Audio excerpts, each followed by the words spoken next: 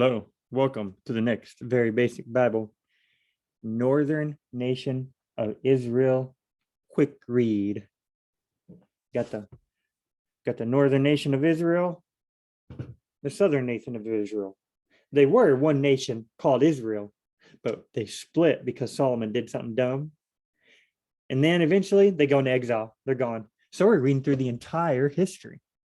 All these crazy stories of political intrigue, assassinations, treason, and the occasional prophet story thrown in there. It's pretty fun. 10 minutes at a time, guys. Here we go. 2 Kings chapter 11. Then Jehoiada made a covenant between the Lord, the king, and the people that would be the Lord's people, and another covenant between the king and the people. 1 second, guys. Joash was the king. They hid him when Athaliah, the king's grandmother, was killing everybody. Then they came out at it when he was around 7 years old, Joash. They proclaimed Joash king and killed Athaliah. So now they're making covenants with the Lord. That's good. That's good. So all the people of the land went to the temple of Baal and tore it down. Now, I know they had a temple in Israel, but why do they have a temple of Baal in Judah? Well, good. They tore it down. They smashed its altar and images to pieces, and they killed Mattan, the priest of Baal, at the altars. Then Jehoiada, the priest, appointed guards for the Lord's temple. He took the commanders of hundreds, the Karites, the guards, and all the people of the land, and they brought the king from the Lord's temple. They entered the king's palace by way of the guard's gate. Then Joash sat on the throne of the kings. All the people of the land rejoiced, and the city was quiet, I'm guessing at peace. For they had put Athaliah to death by the sword in the king's palace. Well, if they rejoiced, it wasn't quiet, but they were at peace. Joash was 7 years old when he became king. 7-year-old king, huh? In the 7th year of Jehu, Joash became king, and he reigned 40 years in Jerusalem. His mother's name was Zebiah. She was from Beersheba. Throughout the time, the priest Jehoiada instructed him. Joash did what was right in the Lord's sight. As long as he lived, okay, because Jehoiada the priest guided Joash, okay. Yet the high places were not taken away. Man, the people continued sacrificing and burning incense on the high places, and you take them away. I guess when you take them away, people could easily just build more, because the king can't be everywhere at once, and you can't, station army guards at every single tree and high hill. Then Joash said to the priest, all the dedicated silver brought to the Lord's temple, census silver, silver from vows, and all the silver voluntarily given for the Lord's temple, each priest is to take it from his assessor and repair whatever damage is found in the temple. But by the 23rd year of the reign of King Joash, the priests had not repaired the damage to the temple. Come on. Hello, get going, guys. So King Joash called the priest Jehoiada and the other priests and asked, why haven't you repaired the temple's damage? Since you haven't, don't take any silver from your assessors. Instead, hand it over for the repair of the temple. Stop taking money if you're not going to be repairing the temple. Look, take the money we have, go repair the temple. So the priest agreed. Why is the temple in shambles? Why did they let it? I mean, come on. You should be taking care of it, guys. Okay, anyway. I haven't cleaned my house today, so the priest agreed that they would receive no silver from the people and would not be the ones to repair the temple's damage. So someone else will repair it. Hand it over for the repair. Okay. Then the priest Jehoiada took a chest, bored a hole in its lid, and set it beside the altar on the right side as one enters the Lord's temple. The priest who guarded the threshold put into the chest all the silver that was brought into the Lord's temple. Like an offering box, just leave it at the back. People drop in money, I guess. Whenever they saw there was a large amount of silver in the chest, the king's secretary and the high priest would go, bag up, and tally the silver found in the Lord's temple. Then they would give the weighed silver to those doing the work, those who oversaw the Lord's temple.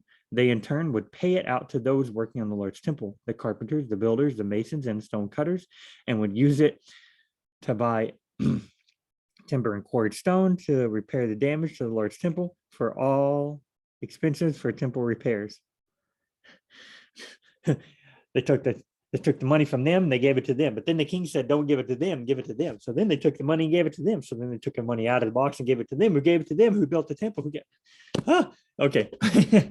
However, no silver bowls, wick trimmers, sprinkling basins, trumpets, or any articles of gold or silver were made for the Lord's temple from the contributions brought to the Lord's temple. So they used all the money, in other words, just on fixing up and reconstructing and repairing the temple. The temple must have been in the shambles because they were too busy worshiping Baal and stuff. Come on. Levites were being lazy, maybe. Yeah, the Levites were the ones in charge in the temple. So now they're going to go repair it. They're going to go fix it up. A good fixer-up project. Don't be building no articles. Don't be building no trumpets. No drinking glasses for the temple. Just repair the temple. Instead, it was given to those doing the work, and they repaired the Lord's temple with it. No accounting was required from the men who received the silver to pay those doing the work, since they worked with integrity. Pretty sweet. The silver from the guilt offering and the sin offering was not brought to the Lord's temple, since it belonged to the priests. Okay. At that time, King Hazael of Aram, okay, so we're going this way, then right-hand turn. King Hazael of Aram marched up and fought against Gath and captured it. Then he planned to attack Jerusalem. Oh, King Hazael of Aram is usually attacking Israel, the northern kingdom. So that's what I assume. But Gath is in the southern kingdom. So now he's going to attack Jerusalem and Judah. So King Joash of Judah took all the items consecrated by himself and by his ancestors, Judah's kings Jehoshaphat, Jehoram, and Ahaziah, as well as the gold found in the treasuries of the Lord's temple and in the king's palace, and he sent them to the king Hazael of Aram. Then with Hazael withdrew from Jerusalem. You would hope that he would like go and pray, Lord, please do X, Y, and Z, and then he would listen to what the Lord says. Maybe he did. Maybe a prophet came and said, thus says the Lord, take all the gold and all the temple and give it to King. Usually God doesn't work that way, though. So I don't know. Did Joash do the right thing here? I don't know. The rest of the events of Joash's reign, along with all his accomplishments, are written in the historical record of Judah's king. Joash's servants conspired against him and attacked him at Beth Milo on the road that goes down to Sila. It was his servants Jozabad, son of Shimeath, and Jehozabad, son of Shomer, who attacked him. He died, and they buried him with his ancestors in the city of David, and his son, Joash's son, became king in his place. I'm guessing Joash's son. I wonder why he gets fired against him. Maybe because he was like, oh no, instead of fighting, I'm just going to pay the king off. King Hazael there, maybe, I don't know.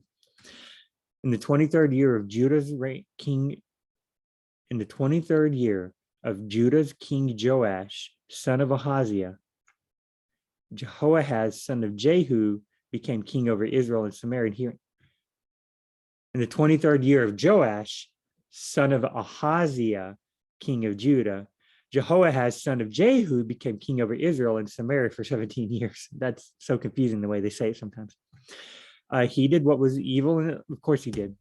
He did what was evil in the Lord's sight. This king of Israel, Jehu's son Jehoahaz, followed the sins that Jeroboam, son of Nebat, had caused Israel to commit. He did not turn away from them. So the Lord's anger burned against Israel, and he handed them over to King Hazael of Aram and to his son Ben-Hadad during their reigns. Jehoahaz sought the Lord's favor, and the Lord heard him, for he saw the oppression the king of Aram inflicted on Israel. Therefore, the Lord gave Israel a deliverer, and they escaped from the power of the Arameans. Then the people of Israel returned to their former way of life, but they didn't turn away from the sin that the house of Jeroboam caused Israel to commit. Jehoahaz continued them, and the Asherah pole remained standing in Samaria. God delivers them. Okay. Jehoahaz doesn't do the right thing. He cries out, please help me. God delivers him, and Jehoahaz still doesn't do the right thing. This is one patient and loving God.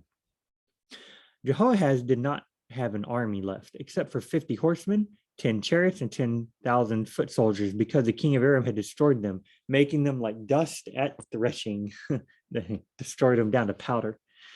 The rest of the events of Jehoahaz's reign, along with his accomplishments and his might, are written in the historical record of Israel's kings. Jehoahaz rested with his ancestors, and he was buried in Samaria, and Jehoash became king in his place. In the 37th year of Judah's king Joash, Jehoash, son of Jehoahaz, became king over Israel and Samaria, and he reigned 16 years. Let me guess. He did what was evil in his Lord's sight. He did not turn away from all the sins that Jeroboam, son of Nebat, had caused Israel to commit, but he continued them. The rest of the events of Jehoash's reign, along with all his accomplishments and the power he had to wage war against Judah's king Amaziah, are written in the historical record of Israel's kings. He waged war against Judah. I guess that's what they do. They fight each other. Okay, guys. The end of another chapter of the northern nation of Israel's history. Of course, we got a lot of Judah's, the southern nation. There a history also thrown in. Don't you love the names? All the confusing names. Oh, if you're confused by all the names and you're like, wait, BJ, I think this king was of this country. Wait, I think you got that king wrong. Scroll down. Go to the verse by verse teachings I have in the show notes. Look up these teachings there. Yeah, those guys are smart. They actually know what they're talking about. Unlike me, some dude sitting in his apartment, cheap jacket and a t-shirt. All right, guys. I have a love for the Bible, and that's all I do is read the Bible for you. See you on the next Very Basic Bible.